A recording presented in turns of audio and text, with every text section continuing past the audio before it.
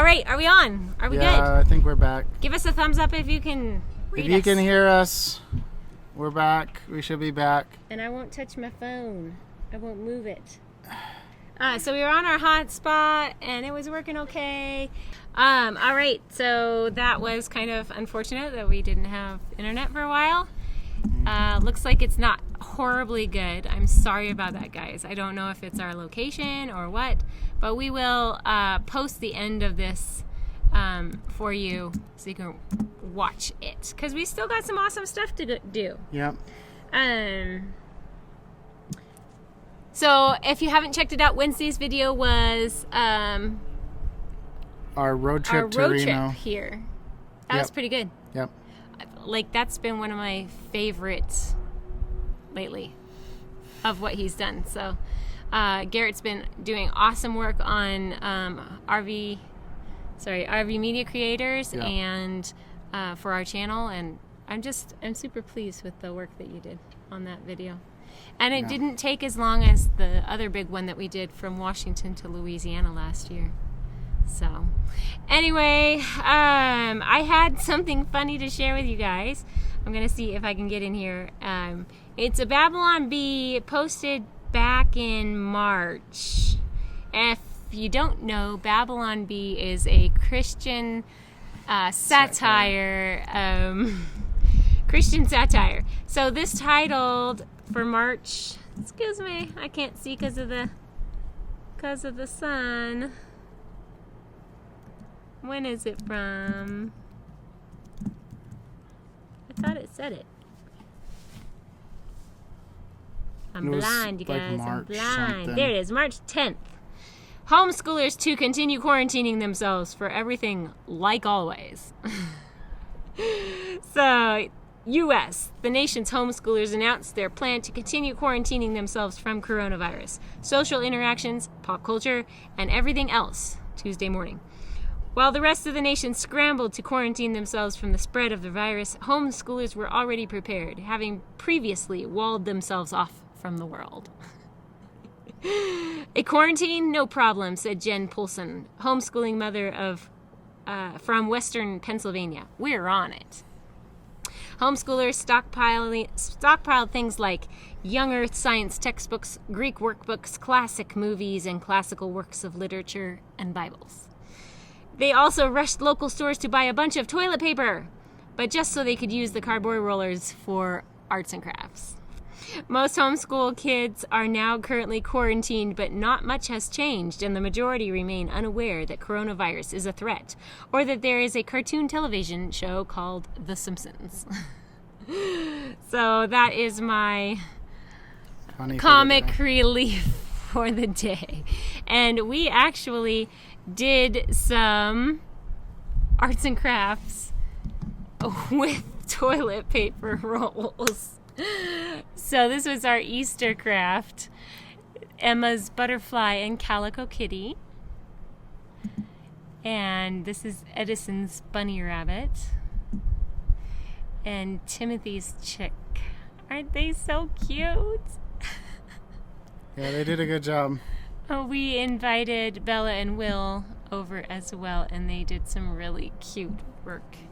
And Natasha helped me man the arts and crafts table. It was a lot of fun. So I think we'll have to save more toilet paper rolls in for future arts and crafts. Yeah. But anyway, let us know what you thought about our arts and crafts for Easter. I hope everybody had a great Easter. We really enjoyed spending time together. So, Let's see. We have a birthday coming up. Yeah, our oldest is turning a year older. Emma will be 9 next week, so we're super excited about that. She has her birthday list. I wanted to read you her birthday list. She's got some really cute things on it, but I don't know where she's at. Yeah. We went out and bought new shoes and socks for her because she desperately needed them, and she chose some things like, let's see, she wanted a $50 gift card to Walmart. Walmart, yes, she wanted that. She has an Elsa doll and she wants an Anna doll to go with it. She wants to ride a horse. I'm like, I don't know if we can get riding a horse on your birthday, but we'll try. We'll try at some point to let you ride a horse. Yeah. She wants pizza and strawberry lemonade for her birthday lunch or dinner. And she wants chocolate birthday cake. I think we'll make cupcakes and put vanilla frosting on top. And she chose out some sprinkles to put on the top and some funny spirally candles. Yeah, should be fun. So it was a fun shopping trip. We did that this morning. Didn't take us too long, but yes, I know she needs a helmet, so we'll probably get her a helmet. And she needs some clothes desperately. She and Timothy are both growing out of all their clothes. Yeah. Yeah. But we are pulling in a paycheck now, so we can get those things. So we got a super chat while our internet was kind of going down. I want to give a shout out to, who was it that gave us a super chat earlier? It was Nomadic Hippie. Thank you. Check Nomadic Hippie out. Thank you so much for your super chat. And as soon as Melanetti. super chat came, the internet went down. I know. As soon as we received it, it was like, bam, no internet. So if you are joining this, if you started watching this, we have a prior live stream. That all worked out fairly fine. Until the internet broke down. It's like I mean, I tried AT&T, I tried Verizon. It's all just our Verizon hotspot. It just went tanked. The Stevens one. Verizon hotspot, that wouldn't even let you log in, would it? No. Anyway, it's okay. We'll get this part uploaded so you'll have a full live stream in its entirety. But Garrett, did you have anything else you wanted to add to our conversation? Our conversation. We're doing White Sands, a video next week, so that's going to be a fun one. There was just way too much good content. It would have been an hour-long video if we tried to put White Sands in there. Yeah. So it was just much better for us to make it its own episode. So yeah, that's going to come out on Wednesday? On Wednesday. We've got a lot of good content, you guys. But do we want to shout out a channel you've been watching lately? I know if you want to... Are there any channels that you've been watching and you want to... I know we've been watching Platte 365. Right? I watched them a little bit. Yeah. They're an interesting channel. They have the same trailer, same model, and same year that we do of Grand Design. And they just bought some property up in Pierce County, Washington, out in the Sound. Sounds like they're planning to do some building, but they'll live in their RV. They're wanting to do a home base, and they're wanting to... Homestead, right? Yeah, they still want to travel and all that, but they want to have a home base. And so they're setting up a home base in Washington. And they're in the honeymoon phase of Washington right now. I'm like, that's probably not going to last. But they did come from, New York? But they came from upstate New York. So, I mean... And I'm sure that they probably sold their 3,000 square foot house for close to $1 million. So Washington can be high on taxes and cost. And regulations. And regulations, but probably not as bad as New York. So yeah. We're hoping that they have a good experience. It sounds like they found the property that they really enjoy, they really like. So. Yeah. And I mean, that's something we've always maybe in the future considered. But right now, I think we want to have a more steady form of income. Yeah. I mean, not getting too much money when you are not on a travel nurse contract can make it kind of rough. So. Hey, you guys, have some of you gotten a stimulus check? We received one. I think those of us who got our tax returns filed really early before all the corona stuff, everything's updated, so they were able to just wire that money right to us. Yeah. We found it in our bank account, last week? Yeah, I logged in and I was like, wait a minute, that's a lot of money. That's a lot of money. That's a lot of money. We are actually going to hold on to that money. Of course, we have some people that if they're in need, we would definitely cut them a check right away.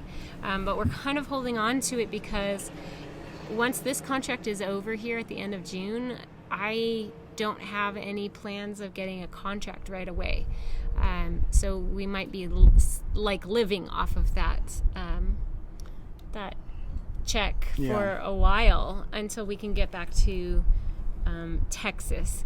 So not sure exactly what our life is going to look like. We've planned some really great things for this year, and then coronavirus is kind of thrown a wrench into some thrown of it. a little loop. Yeah.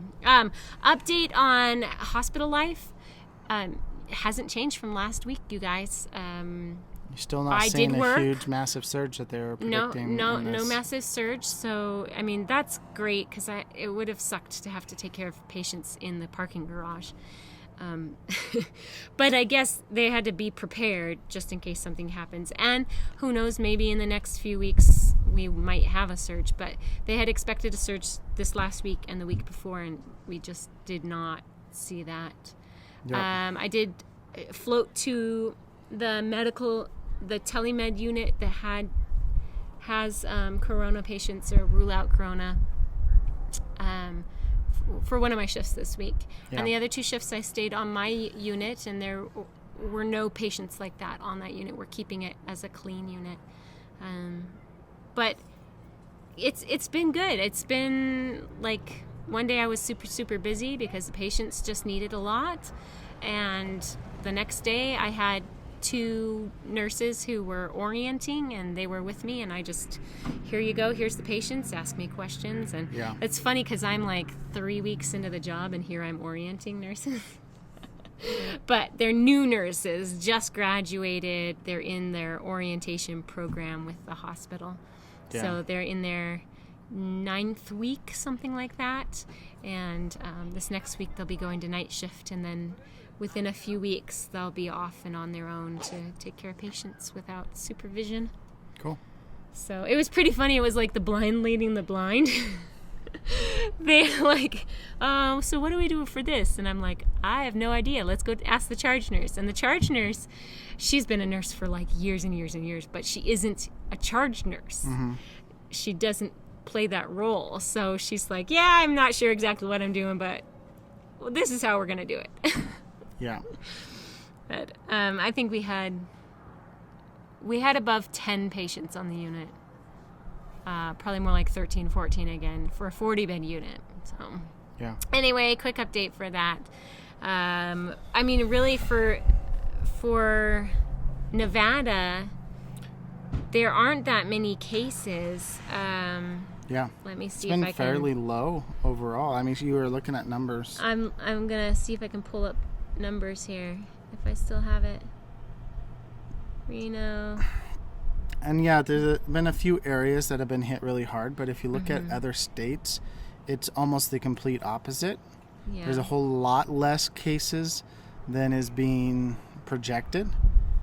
So yeah, it's kind of interesting how that is working out. But everywhere is closed down. So even places that have had maybe 1 or 2 COVID deaths are having the same lockdown as like New York. Yeah, well, they don't want it to go. I'm not finding it here, you guys. But I mean, I feel like the deaths here in Nevada have been less than 200, I think is what it was. It was like 160 some odd. And only like 2,500 actual cases or something like that. I don't know. I'm not sure exactly. So we're not getting hit hard here. I think New York State is by far the worst being hit.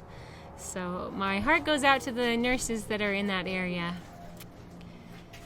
Anyway, anything else? I guess we're gonna call it quits just because we're used to the interaction between you guys on our live stream, and with the internet being out, it's like, darn, I wish. Stay tuned for our uploaded ending. Yeah, we'll let you all rewatch the ending here, and next week we'll hopefully have better internet situation. I don't know. Maybe we should sit further back, like move the table back, so that I wonder if it's our trailer blocking the internet signal. Could be. So, anyway, that's it for today. All right. Garrett's bummed out. I'm sorry, dear. Well, shall we do our ending? Sure. Come on, don't be so bummed out. We had a great live stream going on until the internet quit. It was awesome.